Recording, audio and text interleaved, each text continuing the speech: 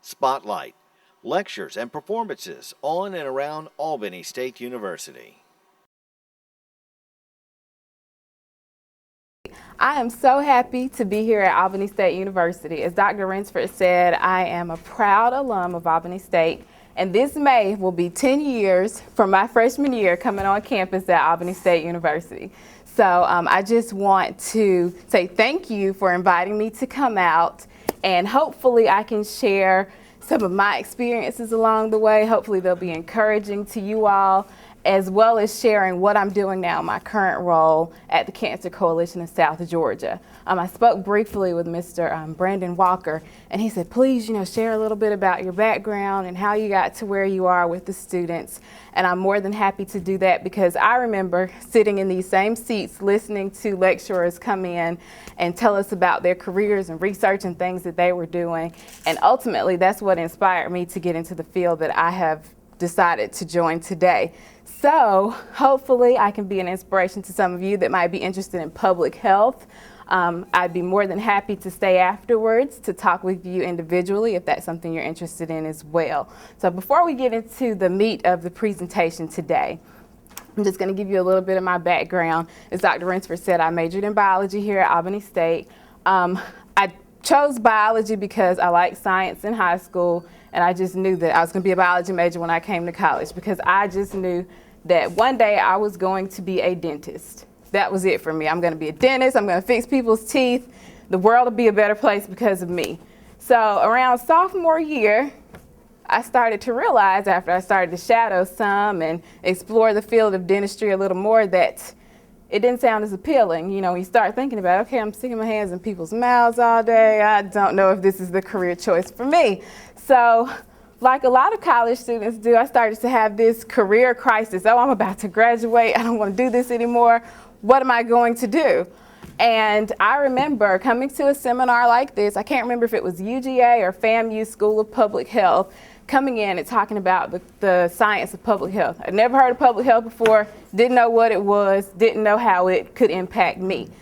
But ultimately, I realized during the presentation that public health was something that I had been doing all along. It brought together all of my interests.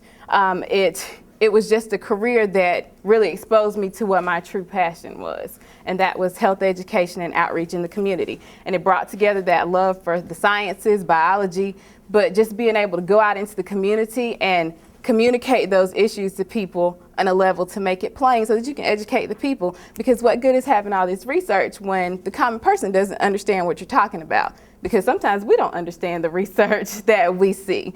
So I just felt like it was the perfect career path for me. Public health deals with prevention. A lot of times we talk about the health field and the medical sciences, which talks about treatment.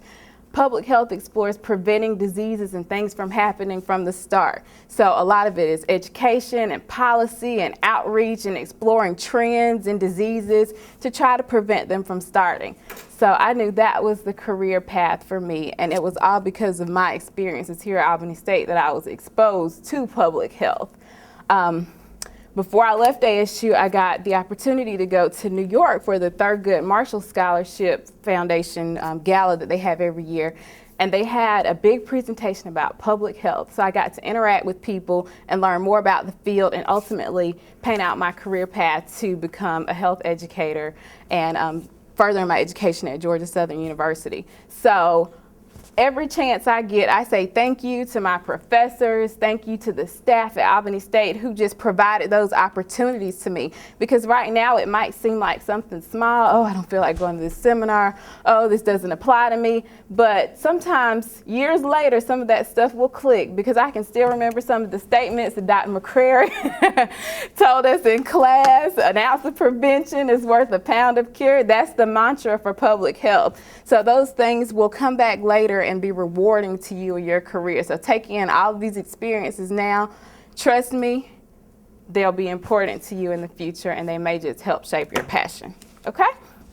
So again, I'm the Health Education Coordinator at the Cancer Coalition of South Georgia, and I know that was a mouthful, but we'll get into what I do day to day as we go through this presentation, and I'll tell you a little bit more about our organization and who we serve in South Georgia. Okay.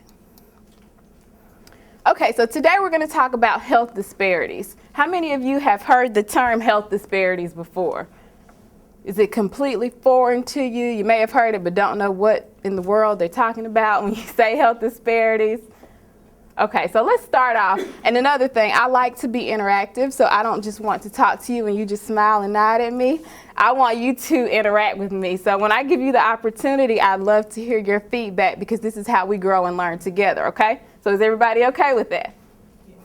Yes? See, this was easy. That was an easy question. Everybody can answer that one. Are you all okay with interacting and giving feedback and having a little dialogue?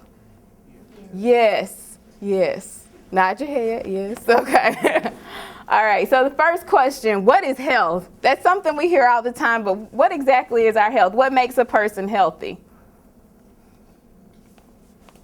Okay.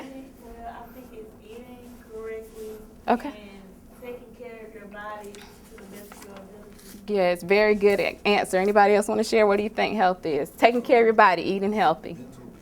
Mental peace, mental. A lot of times we don't think about our mental health, but that's a very important component of our health. Anybody else? Do you want to share what you think health is? So what makes a person healthy? How can you tell a person's healthy? They can run about 3 miles. They can run 3 miles. Anybody else want to share what you think makes a person healthy? The World Health Organization defines health as being complete physical, mental, and social well-being, and not merely the absence of disease. A lot of times when we think about health, we just think about somebody being sick. So if that person's sick, they're not healthy. But health has so many components and so many layers, and we'll get into those a little bit further into the presentation. Okay, so this next picture, these pictures represent what a lot of times we think of when we consider health. We think about our genetics, our family, our heredity as far as disease is concerned. Well, my grandmother had cancer, so there might be a chance that I can get cancer. We consider our eating habits. Someone said eating healthy or the lack thereof healthy eating habits. You see this lovely person in the picture has a plate full of fried something and he's smoking a cigarette, so he's got all these unhealthy habits going on here. And also just oftentimes when we think about health, we think about just going to the doctor, having our regular checkups. Those are the main things that we normally think about when we consider our health. But how many of us have ever considered our education playing a role in our health? The link between how educated you are. How many of us have considered how much money you make and the role it plays in your health? Did you have your hand raised? Okay. Oh, it's okay. Yeah, okay, good. You're following directions. I like the interaction. But these are things that all play a role in our health. Health insurance. We know there's a lot of debate now about health insurance and who should get it and who should pay for it and how much it should cost and things of that nature. All of these things impact our health. Where you live impacts your health. There are some neighborhoods that are zoned to have more fast food restaurants than others. There are some restaurants where you cannot buy healthy produce. You might want to get healthy foods, but you don't have access to it because policies have been in place that have allowed companies to come in and build all these fast food chains in certain restaurants. And most of the time they're minority neighborhoods and low-income neighborhoods and neighborhoods that would already be experiencing disadvantages as far as access to health care. So all of these things can impact your health status. So by you sitting here in this classroom today and just being a student at Albany State University, you are increasing your health outcome as compared to someone who is not a college student. There's the data says that the more education you get, the better your overall health outcome is. Why? There's a lot of reasons. We can't just pinpoint one, but a lot of it is because you have access to better jobs. And when you get better jobs, oftentimes you have access to better health insurance. And when you get better health insurance, most of the time that's the way that you can have access to better health treatment in this country and physicians and care. So all of these things, the picture at the bottom is a picture of public transportation. That's more of a big deal in the cities. You know, having some type of transportation so that you can get to and from and seeing a healthcare provider and just having access to clean water and clean air. All of those things can impact your health. Okay? And if you all have any questions, feel free to stop me since we're pretty informal here today. So we said health disparity. What does disparity mean? Disparity is basically just the difference, something not being equal. So if we say health disparity, that means that maybe one group might not have the same health status as another group. It might be higher, it might be lower. It just depends on the situation. So the main thing I want you to pull from this is that disparity means difference, okay? Now this next slide just gives us a little bit more detail about what health disparities are. And there's something called Healthy People 2020. Have any of you heard of that before? Healthy People 2020 is basically a set of objectives. It's a subset of the federal government. They have representatives from different health agencies that come together to determine what objectives we should address during the upcoming decade to make people healthier, to eliminate health disparities. And every 10 years, they revise these topics that we should address to make sure that people are healthy. And for Healthy People 2020, health disparities have been defined as a particular type of health difference that is closely linked with social, economic, and environmental disadvantage. So this is basically saying that your social conditions, your race, your religion, your job, your financial situation, the neighborhood you live in, the economic situation around you, all of those things can impact your health. Health disparities adversely affect groups of people who have systematically experienced obstacles to health based on race, ethnicity, religion, socioeconomic status, which is basically your income and social conditions, where you live, physical disability, sexual orientation. All of these things can impact your health status. So how do we know if there are disparities present? It's all in the data. Many of you may have heard that poor people die younger than wealthy people. There's data that reflects that. The overall death rate for low-income individuals is more than twice that of those of their age-matched counterparts that are wealthier. Low SES infants or low-income infants may have a lower birth rate compared to others. The data reflects that infant mortality rates in low-income and less educated households is nearly double that of their counterparts. So some of these things we don't think about, you know, where you live, how you're educated, how much money you have, that impacts your health status. Black men have a shorter life expectancy than white men. Black men on average live nearly 6 years less than white men. Why do these things happen? Women live longer than men. The average woman lives 6 years longer than her male counterpart. So all of these are health disparities. They're differences. Why are women living longer than men? Why are babies that are being born to certain mothers, you know, coming out low birth weight, having low birth weights? Why are black men living shorter lives than white men? There's no one way to pinpoint exactly what it is that's leading to these disparities, but there are some speculations that women are more attentive to their health as far as being proactive about screenings. We've done some focus groups locally to find out why men might not get certain type of cancer screenings. And a lot of them are just stubborn about going to the doctor locally. But it all depends on the situation. Every group is different, and that's why it's important that you research each area, because every area is different. Disparities can be regional also. Just because in Albany, women might live longer than men doesn't mean it's the same in Atlanta. So that's another important thing to consider. Just because national trends might say one thing, it's not necessarily the case in each community. Now, we're going to try to put to practice a little bit of what we just talked about. This is a chart with life expectancy at birth by race and sex. So it might be a little difficult to see, but this top chart represents white females, this top line rather. The next line represents black females. The third line represents white males, and the final line represents black males. So by looking at this chart, can one person tell me what's one health disparity that you can identify by looking at this chart? Yes. White females live way longer. They last longer. Correct. White women are living longer than everybody, according to this.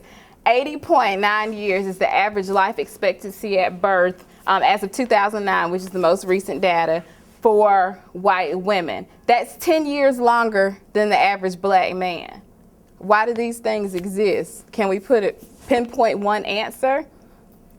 No, but some of those things that we talked about earlier, they impact why these disparities exist. Okay, how about just between men and women in general? What kind of disparity exists there? Who's living longer overall? Okay, and what about racially? Okay, so overall, women are living longer. Racially, our Caucasian counterparts have longer life expectancies than African Americans. Okay, so we talked about disparities, which we said are inequalities. Does everybody have that? Disparities or differences or inequalities. So now we're going to talk a little bit about health inequities. This is where it gets fun, health inequities. Inequities and inequalities, even though they sound very similar, are not the same thing. Inequities are dealing with how you feel about things morally. Do you think it's fair that women live longer than men? Do you think it's fair that babies born in low-income settings are often low birth weight compared to their counterparts? It's all an individual choice because it's all about what your morals and what you consider to be fair or not. So, do you think it's fair that poor people die younger than wealthy people? Most of you are saying no, but some people think, hey, everybody can go get a job. You can go get a job. You can go get insurance. If you want to see a doctor, that's your problem. Everybody does not think the same way. So it becomes an issue of health inequities when you consider moral issues and fairness. And that's one of the reasons why there's a lot of, I guess we can say, drama with healthcare reform, because everybody does not have the same moral consideration for health status. Everybody does not think that healthcare is a right. So that's where some of the issues arise when people are trying to hammer out how to reform healthcare. Everybody knows that we need to do something, but the approach is different because everybody's values and morals are different, which is how we approach inequities differently. Is it fair that babies born in low-income areas have a lower birth rate compared to others? Do you think it's fair? Some might say it's the mother's fault. She could have gotten prenatal care. It's her business. She should have gone and gotten prenatal care. She should have eaten the correct foods. But sometimes we don't consider, hey, the neighborhood she lives in, there's only gas stations and fast food restaurants. She has to travel 5 miles to get fresh produce and she doesn't have a car. Is it her fault? Is it fair? These are things that we need to consider when we address the issue of health inequities. Black men have shorter life expectancies than white men. Is it fair? Why does it happen? What are some reasons you think there might be a difference there? Because I think overall black men might be generally poorer than white men, and then plus what you said earlier, well, they're all men though, so. But I think that might be a reason why. Yeah, so don't have good access to healthcare. Great point. Access to health care. And there's data that reflects that oftentimes in areas that might be low income and minority, there's reduced access to health care. So there's several things that could play a role. The question is it fair when inequities and women living longer than men? Is it fair?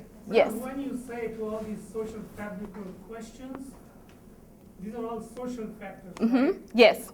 So how can you say, is it what you're saying for everything that is fair or not fair? What do you mean by the fair, not fair? If somebody is poor and they don't want to become better, what you can do, is that fair or not fair? If somebody has more access to resources, is that fair or not fair? And how do you relate it to the word? Is it fair or unfair? Could you explain? Can you repeat what You are addressing everything with one answer. for inequities? Is Yes. it fair or unfair? Yes. How this word, fair or unfair, these two words relate to everything that you're talking about? Well, as far as inequities are concerned, we're talking about your moral beliefs. So when we say fair, as far as your moral beliefs are concerned, do you think it's right to you that this is happening? And that would be different on an individual level. When we just express disparities in what health inequalities are, that's where we have the data that says, okay, in black men, we have 10 black men that have died in this community and 5 white men that have died in this community. You can see clear difference in the numbers versus the inequities. It's all about what you think. So it's hard to measure. That's why it's hard sometimes to quantify and put into numbers, because it's what you think and what you feel as far as what's fair. So this kind of segues into what my next slide is. Are all health inequalities or disparities health inequities? Are all health inequalities inequities? And that all depends, again, on what you consider morally to be fair or unfair.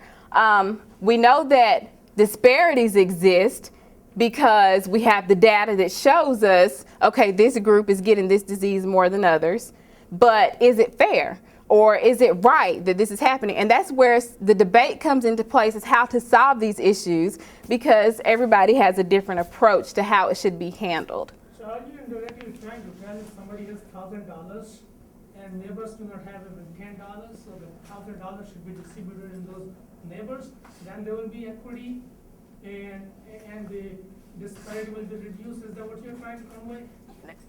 Can you repeat that? These are all related to the social upbringing and the amount of the money that you have, the wealth that you have. It goes country to country and varies within the country. So does this, whatever you're trying to tell here, if I got it, is it that we should socialize system? If somebody has $1,000 who has worked very hard and there are 5 neighbors who don't want to work hard. Well, no, I'm definitely not saying that is the approach that we should take, because there are some people that are wealthy that might experience poor health outcomes. So that's not to say that just because you might have a better job, you might have more education, that you're going to have optimal health. That's not the case. The data reflects, and this can be seen, the CDC has devoted a lot of research to health disparities. The data reflects that if you have these things, you're less likely to be exposed to certain health situations. And we'll get into more detail. I have some data that's specific to South Georgia that we can look at and analyze, compare like areas of wealth and what diseases are prevalent in certain communities, so that we can get a visual, because I know right now it's kind of hard to understand and group these things together. So once we start to look at the maps, hopefully you'll get a better understanding of the correlations between some of your social situations and your health outcomes, okay? Because all these things play a role together. Okay, so common barriers to healthcare in South Georgia. When you ride through the streets of South Georgia, oftentimes you see this picture. Rural, just streets, country roads, houses scarcely placed throughout the streets. And this is what South Georgia looks like in a lot of areas. There's not a lot of access to medical facilities. It's just rural areas in several of the counties in South Georgia. One thing that is a contributor to health disparities in South Georgia is the lack of insurance. There are over 160,000 people in this South Georgia region, and when I say South Georgia, I'll show you a map of our coverage area, which is 33 counties, going almost to Valdosta and all the way west towards Columbus. 160,000 people that are uninsured or underinsured, that lack insurance, and they have the inability to pay for some of these cancer screenings that might be important to prevent various cancers. Now, here in South Georgia, our organization is committed to making sure that people have access to various screenings. And when I say screenings, For breast cancer, there's a test. It means a test that can be done to see if that disease is present. So when we think about breast cancer, women get mammograms to see if they have breast cancer. When we talk about colorectal cancer, a test called a colonoscopy is done to see if someone has polyps or colon cancer or rectal cancer. And also there's prostate cancer in men. There's a test called a PSA that can be done to determine if prostate cancer is present. But that one is a little controversial right now. People are going back and forth about whether or not that test is really as effective as we once thought it was, and if having the test is actually more detrimental to your health than not having it. But we'll get into that in a little bit more detail in a moment. Poverty. In the 33 South Georgia counties, 22% of the 700,000 people that live here are below the federal poverty level. So for a family of 4, that means about $30,000 a year. And for a family of 1, the federal poverty level is around about $15,000 a year. So 22% of the people living in this area are considered to be living below that poverty line. So daily necessities might be hard to come by, so your health care might not be a priority as compared to, I need somewhere to live, I've got to pay for the food that we're going to eat. Okay. Bias and discrimination. Research suggests that the quality of care for the poor and uninsured received in the United States is often substandard. And just informally through focus groups that we've had here, we've had to say, hey, my doctor discriminates against me because I have a certain type of insurance. I have Medicaid, Medicare. My doctor schedules all the Medicaid, Medicare patients to come at the same time. It's not official research, but that's a common theme that has come up in some of the focus groups that we've had in South Georgia areas. And a lot of people still, especially in the older population, are still holding on to a lot of things that they experienced as youngsters, you know, growing up during the segregation area, and it's just a lack of trust. So all of these things we've learned through having focus groups throughout the area to ask, okay, you know, what's keeping you from getting this screening done? And we're able to find out these types of things. Research dissemination barriers. Research is being done all over the country to improve cancer screening and prevention and things of that nature, just disease prevention in general. But oftentimes it doesn't reach rural areas, or it doesn't reach areas where people might have low incomes. So one thing that our organization tries to do is provide local research in the South Georgia area so that we're able to get data from people living in South Georgia that will apply directly to them. We've had some of the health departments here in like the South Georgia area, some of them still don't have electronic medical records. When you go to a lot of doctors' offices in other areas, most of them have computerized systems for scheduling and electronic medical records. But oftentimes when you go to some of the clinics in these areas or health departments or doctors' offices, they don't have access to those technologies. They might be dealing with outdated equipment. So oftentimes those can also add barriers to the care that you receive. Now I know this map is a little difficult to see, but this website that's at the bottom, I can share it with you all at the end of the presentation because it's a really neat website where you can go in and look at the state of Georgia. You can pick any county and look at what the wealth distribution looks like in each county. So what do you think this blue color represents if we're talking about wealth? Rich people. Is that right? Can you repeat that? Rich. Yes.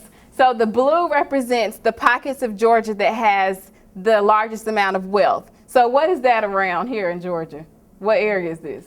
This is the Atlanta area. Most of the wealth is concentrated here. We've got some around Savannah. There are pockets here in South Georgia. And actually, if we examine the Dougherty County wealth distribution, you see that in northwest Albany, there's large pockets of blue as well leading into the Lee County area. So you can see how wealth is distributed throughout the state. Now, what do you think this orange peach looking color represents? In between, the orange pinkish color represents people mostly either high school graduates or less. They work in either factories or agriculture, positions such as that, and most of them make below the state average. So that means all this wealth is concentrated largely in North Georgia surrounding Atlanta. Also, the blue area that represents wealth, the lighter blue represents young professionals in that 20 to 40 age range. They're highly educated, new to the job market. And the blue represents people 55 and older that may have, adult children or late adolescent age children that are getting into the retirement age. So what does this have to do with the discussion that we're having here? This next chart shows the overall health rankings for the state of Georgia. Now, if you look at this map, South Georgia is mostly this dark blue color. And what does that represent? And most of South Georgia was reflected on the earlier chart with our income distribution as being that orange shaded orange color that was below the state average as far as finances. So it's almost a direct correlation between the wealth distribution and the health distribution throughout the state. This map is done every year by the University of Wisconsin. There's a group called Robert Wood Johnson Foundation, and they examine each state and each county and rank them in order of health. So here you can see the Atlanta area once again. What color is this North Georgia Atlanta area? It's white, this light blue color, so they're in the top tier as far as the best overall health. And when this map says health factors, it includes access to health care, it includes social conditions, it includes how often people are reporting to go to doctors. There are surveys that are done called behavioral risk surveys that are all compiled together to give an overall score for the health of each of these counties. So if we were to overlay these maps, the wealth and the health would be very similar as far as which areas are the worst as far as health is concerned and the worst financially and economically, and those that are considered to be the best. So this is a breakdown of just a zoomed in version of our service area. There's one county that we've added that's missing, that's Atkinson, and that open space. But this shows you the health outcomes rankings in the number order. There's 159 counties in Georgia, and they're color coded by the health outcomes. So if they're 1 through 39, which means the best health, it's that yellow shaded color. There's only one county in our South Georgia service area that's considered to be in the top tier of health. And which one is that? Lee County. Now, what does the red represent if you look at this map?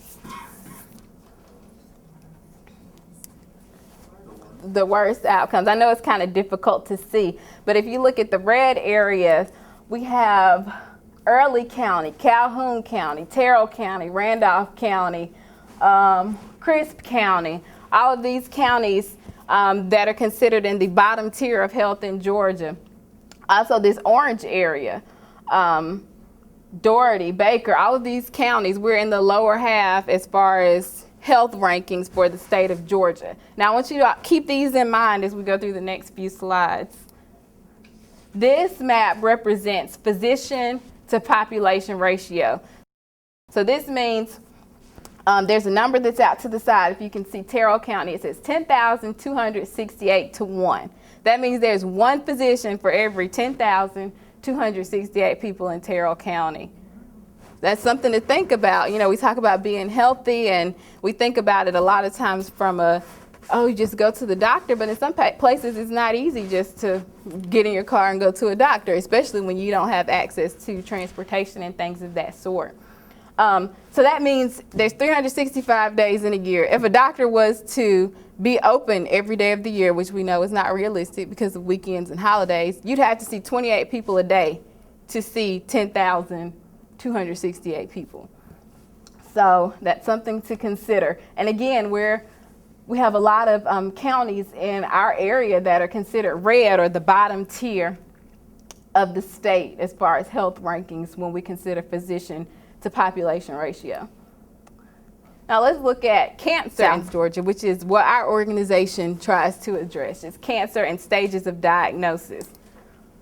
So this Map looks at the percentage of late-stage colorectal cancer incidence, and this is from 2003 to 2007.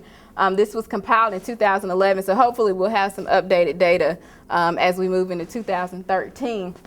But if you look at this map, it shows we have Miller County, Decatur County, Calhoun, and Clay that had extremely high incidences of late-stage colorectal cancer screening. So that means that people might not have been screened, and when they went to the doctor, they've had symptoms or they're already sick, and then it's discovered, hey, you have colorectal cancer.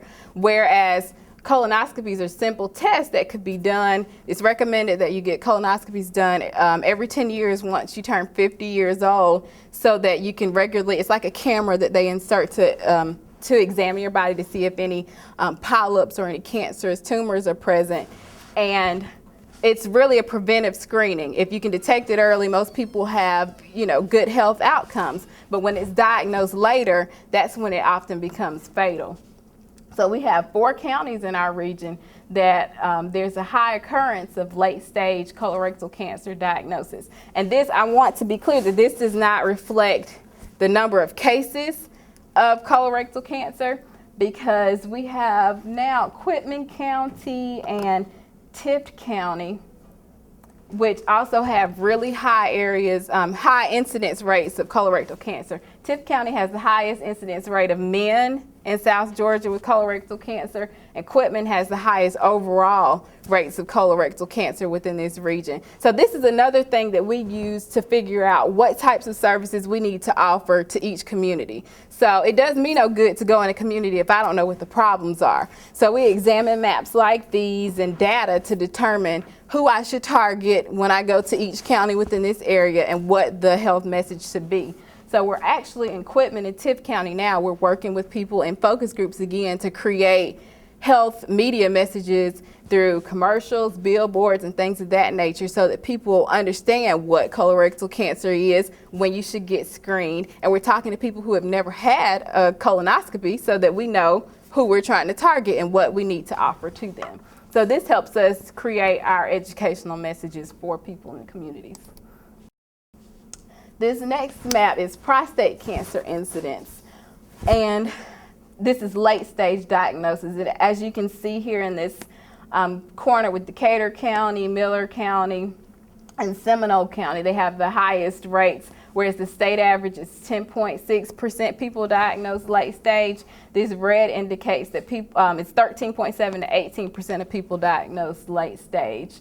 The brown color is 10.7 to 12.9% diagnosed late stage. So again, this doesn't reflect the areas with the highest number of cases, but it does show you that there's a lot of people that are being diagnosed late when they already have these cancers, and they're coming to the doctor or going to emergency rooms. I don't feel good, what's wrong with me, and finding out they have cancer, when in some instances there are screenings that could have been done to prevent things from getting to that point. This next one is lung cancer. Again, are we seeing any common areas that it seems like are always on these different maps? There's a few. This Terrell County, Randolph County area, they're usually in the higher areas, and a lot of times it's South Georgia area. But this is lung cancer incidence, and one of the projects that we do through the Cancer Coalition is tobacco education, and going out into communities and helping them implement policies to get their schools and communities smoke-free, or strengthen their smoking policies to reduce these cancers in those areas. Miller County and Early County actually have some of the highest incidents of just lung cancer and emphysema from smokers. We have a group in Early County of teens that just presented to their school board last week to try to get their school tobacco free, because they have the highest number of pregnant women in their county that are smokers. And we had 11 kids in our group, and 7 of them had asthma, and most of them came from households where tobacco use was prevalent. So we dig into these communities after we get data such as this to help try to combat some of these issues. And this last map is the breast cancer incidence. As you can see, this is Baker County that is extremely high compared to the state average of 30% diagnosed late. And I think this is Lanier County over here that's also considered red, 43 to 63% diagnosed at late stages.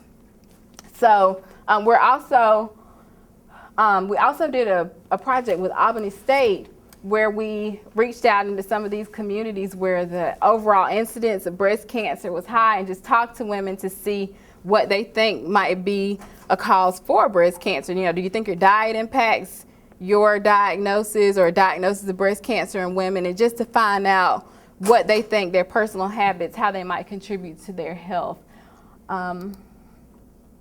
So what we can draw as far as conclusions from this data that was presented, if you overlay those maps, there are common clusters throughout South Georgia that suffer the most from disparities. There are certain counties that are high rates of lung cancer, high rates of colon cancer, high rates of prostate cancer, and it also directly corresponds with those income maps that we looked at.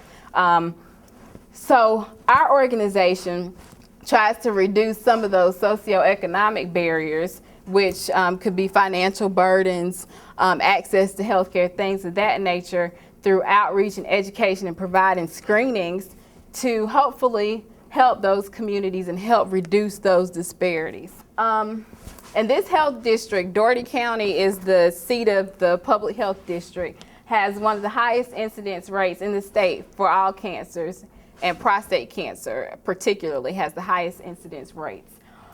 Terrell County has the highest incidence rate for all cancers, period, in this area, and the third highest in the state of Georgia. Quitman County has the highest incidence rate for lung cancer in the state, and we just found out through some updated data that colorectal cancer is the highest in this region. Randolph and Ben Hill counties have the first and third highest incidence rates for breast cancer in this state. And Lanier and Clinch counties have the first and third highest incidence rates for colorectal cancer in the state.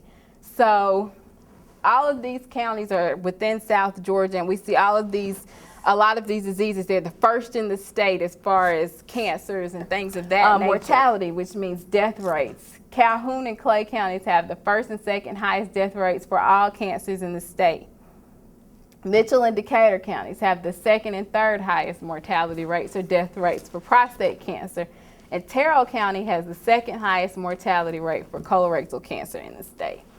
So that sounds kind of grim, doesn't it? After you look at all those maps and say, what can we do? It just sounds like it's too big of a problem. How do you address it? How do you tackle it? What can we do, I guess, as a region? What can we do as a region to try to change things? How do you go about trying to combat problems as large as those? Provide more screenings. That's a good answer. Anybody else? Educate people. What about as a county? What can we do within Dougherty County to just change our rates and reduce disparities? Some of those same things. What about, let's think about just the Albany State campus. What are some things that you all could do with your peers to try to reduce some of these health disparities? What could you do?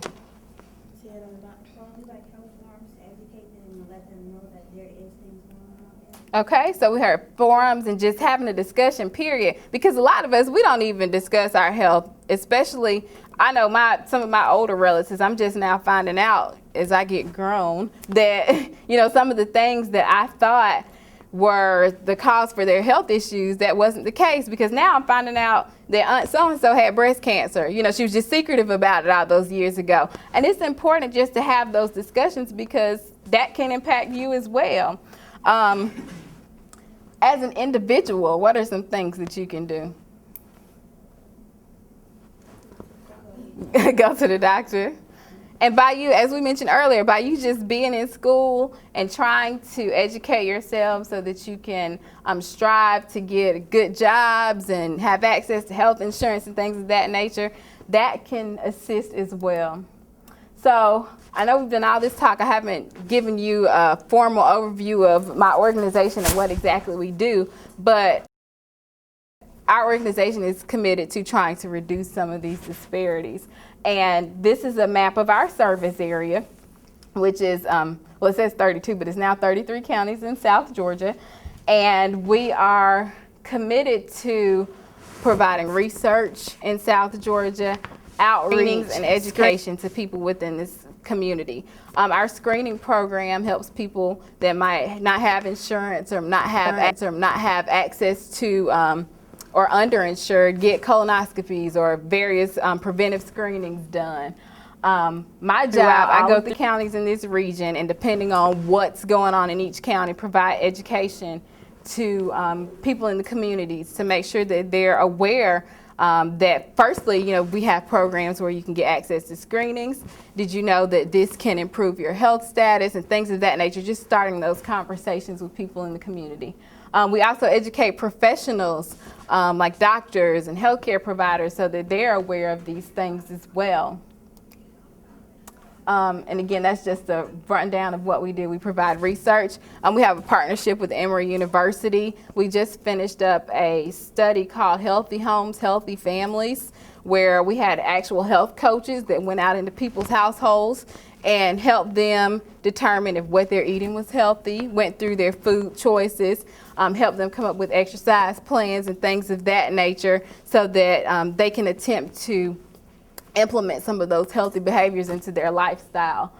We do outreach throughout the communities, just providing education on the various cancer topics. And again, our screening program is housed in several counties throughout this South Georgia region where people have somewhere to go if they cannot afford these screenings that might be considered expensive to get some of those preventive screenings done. And this concludes my presentation. If you have any questions, I would be happy to answer them. If you'd like to stay after and ask any questions afterwards about just public health in general, because I know Dr. Rinsford mentioned some of you were interested in taking that as a career path, I would be happy to speak with you. All right.